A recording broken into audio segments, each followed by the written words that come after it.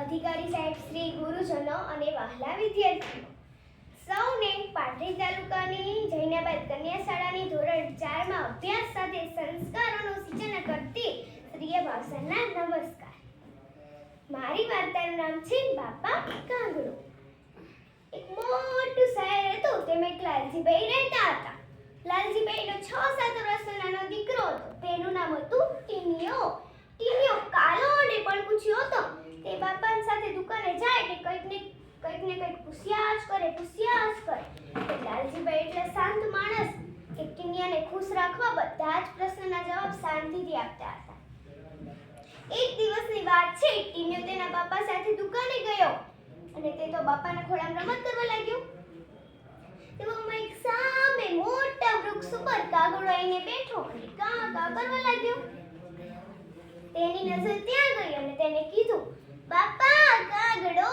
બાપાએ તો કીધું, હા બેટા કાગડો. વળી પાછો ટીનિયો બાપાનો હાથ પકડીને કહે છે, બાપા કાગડો. બાપાએ તો કીધું, હા બેટા કાગડો. બાપા તેમનું ધંધામાં કામ કરવા લાગે છે. એને વળી પાછું જોરથી ઘૂંટણ હલાવીને કહે છે, બાપા કાગડો જુઓ તો ખરા. બાપા તો ટાઈમ કાઢી જરાય ગુસ્સે થયા વગર જવાબ આપ્યો, હા બેટા કાગડો. બાપા તેમને ચોપડામાં લખવા માંડે છે તેમનું કામ. ટીનિયો વાળો પછી ઘડીક જોઈ રહે છે તેની સામે અને વળી પાછું તેને સંતોષ ના થયો. વળી પાછું જોરથી પાઘડી ખેંચીને કહે છે, બાપા કાગડો જુઓ તો ખરા. બાપાએ લખતા ટાઈમ કાઢી કીધું, હા બેટા કાગડો.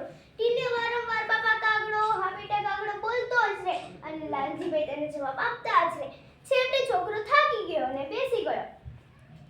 લાલજીભાઈ એટલે અગમચિત ધરાવતા માણસ હતા કે જેટલી વાર ટીનિયો બાપા કાગડો, હા બેટા કાગડો બોલ્યો તેટલી વાર તે લખતા જ રહેતા હતા. પછી તેમને ગણ્યું તો 1 મિનિટે 100 વાર બાપા કાગડો, હા બેટા કાગડો લખેલું હતું.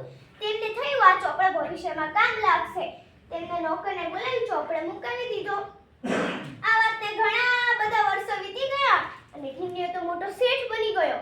ટીનાભાઈ શેઠ બધા તેને માનથી બોલાવ્યા. પરંતુ ટીનાભાઈ તેના મા-બાપની સારી રીતે સેવા ન કરતા હતા. લાલજીભાઈને થયું, મેં કેટલો લાડ પ્રેમથી ટીનિયાને ઉછેર્યો છે, મારે તેને યાદ તો કરાવવું જ પડશે. ગરડા બાપ લાકડીના ટેકે દુકાને જઈને બેઠા. ટીનિયાને જોઈ તો બબડવા લાગી, આ ડોહો વળી ચાયો કે નકરું ટક ટક કરશે, મારું કામ નહીં કરવા દે, મારું લવારું કરશે નકરું એમ કહી તે તો અને એવામાં એક મોટા વૃક્ષ ઉપર કાગડો આવીને બેઠો. બાપાએ કીધું, ભાઈ કાગડો. ટીનાભાઈ તો પ્રશ્નમાં આવી ગયા અને ચીડાઈને બોલ્યા, હા બાપા કાગડો. આમ કે વળી પાછું બાપાએ કીધું, ભાઈ કાગડો. અને ટીનાભાઈ તો વધારે ચીડાઈને બોલવા માંડ્યા કે બાપા કાગડો કાગડો કાગડો કાગડો તો કાળો જોઈને કાગડો પેડો થોડી હોય, નકર કાગડો કાગડો બોલો છો, મને મારું કામ કરવા દો ને. આમ કહી ટીનાભાઈ તો આડું મું કરીને તો લખવા માંડ્યા. પણ ગરડા બાપ કે કાચા ન હતા. વળી પાછળ ટીનાભાઈ બાપાએ કીધું, ભાઈ કાગડો. ટીનાભાઈનું મગજ જીવ હવે અને બોલવા લાગ્યા, તમે ઘરે જાવ ને, મને મારું કામ કરવા દો. કેટલી વાર કહું કાગડો કાગડો કેમ બોલ કરો છો, મને મારું કામ કેમ નથી કરવા દેતા. આમ કહી તે તો આડું મું કરી તેમના મૌનમાં બબડવા લાગ્યા. ખરેખર સાઠે બુદ્ધિ નાઠી, હવે આ ડોહાની બુદ્ધિ થઈ. આમ કહી પછી વળી પાછો લાલજીભાઈ બાપા આમ કાગડો કેવા કે એ પહેલા તો ટીનાભાઈએ નોકરને બોલાવી કાગડો ઉડાડી મૂકવાનું જ કહ્યું અને ટીનાભાઈએ કાગડો ઉડાડી જ મૂક્યો. આમ પછી ડોહાની આંખમાં તાસુ આવી ગયા. ડોહાએ તો નોકરને બોલાવી ચોપડો કઢાવ્યો જૂનો, એમાં બાપા કાગડો, હા બેટા કાગડો બધું ટીનાભાઈને આપ્યું. ટીનાભાઈને નોકરે બધી જ વાત સમજાવી દીધી અને ટીનાભાઈ બધી જ વાત સમજી ગયા. ટીનાભાઈ તો તેના મા-બાપની સારી રીતે સેવા કરવા લાગ્યા.